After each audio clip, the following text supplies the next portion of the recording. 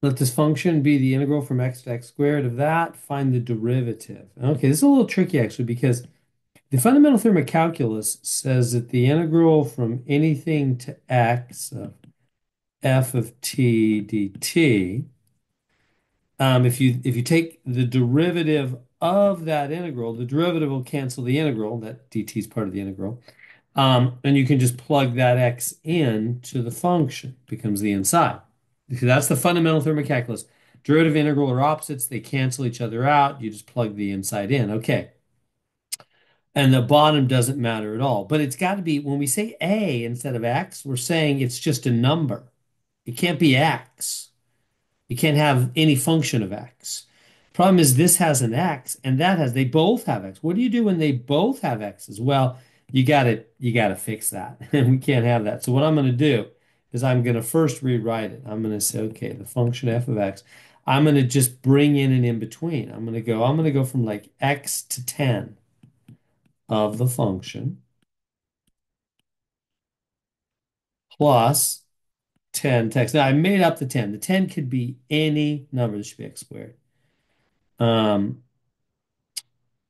In fact, maybe it'd be helpful if I made a different color just for clarity. Integral 10 to x squared. This could be any number. This could be 100 if you want. Whatever. As long as they match. They got to match. It doesn't matter. Are you seeing the logic? Right? If we go from x to 10 of the function, or 100 or whatever, x to 100 of the function, then from 100 to x squared, we're really going from x to x squared. It's the same thing. Now, why do I do that? Well, because I want x to only be on one side of the integral, because that's what the fundamental theorem says. You got to get x on only one side. The other side just has to be a number, and then you disregard that number. That's why the number doesn't matter.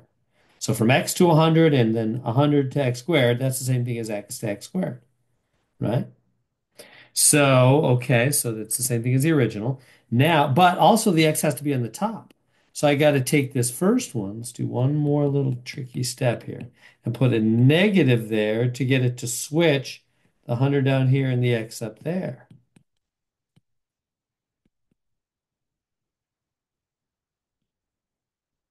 And the other one, we'll just let it stay put because it's already got the x on the top where we like it, where it matches the fundamental theorem of calculus. See, I'm just looking up here at the fundamental theorem of calculus. So if you take the derivative of the integral and the x's, and you just have a number on the bottom and the x on the top, you just plug in that x. So I just said, well, I had x's on both, so I rewrote them from x to 100, from 100 to x squared. That's from x to x squared, right? Remember, it starts at x, goes to 100, then from 100 goes to x squared, so that's x to x squared. Breaking it up into two separate. Now I've only got x on one side of each, but then I flip this because I need the x on the top. I'm making it match. Now they both have x on the top. Well, that one has x squared. What do you do, by the way, when you have x squared? Let's do the first one. So hold on. Now we're going to take the derivative, right? Now they want f prime. So now I'm going to, okay, now derivative. So when I take the derivative of that, what happens? It cancels out the integral. And you just take the x and you plug it in right there where the t is. And the dt cancels as well because that's part of the integral. Right? That's what the fundamental theorem says. The derivative cancels the integral, you just plug in the x, gets rid of the dt in the integral, plug in the x. So and the number on the bottom doesn't matter at all. That a doesn't show up anywhere over here.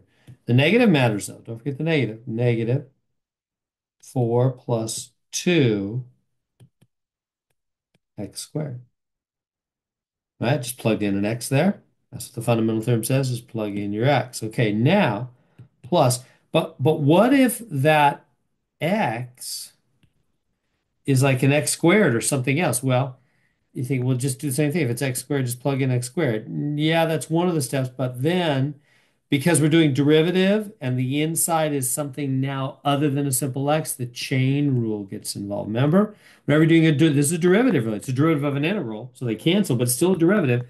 Whenever you're doing a derivative and the inside you're plugging in is something other than simple x, you got to multiply by the derivative of the inside. Keep the inside the same at first, then multiply by the derivative of the inside, says the chain rule.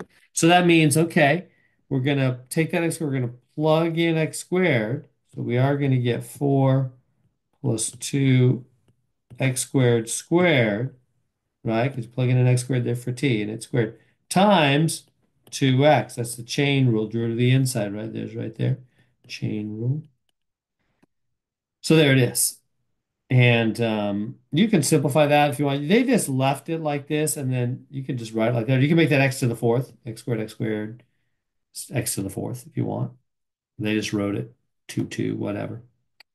So there it is. It's tricky. So when you have x's on both sides of the integrand, both bounds, you've got to make it into two integrals. Put any number you want in the middle. Doesn't matter. It's going to disappear. To go from x to x squared is the same as to go from x to 100 and then 100x squared. So, right, like if I said I went from here to the school and then from the school to my house. Well, in the end, I went from here to my house, right? Same thing, whatever. I just stopped at the school in between. Doesn't matter. So then we break it up, and the negative, we flip it because we want the x on the top. So we can just cancel and plug in. Here we plug in as well, cancel and plug in, but chain rule because that's not a simple x, 2x. And so there we go.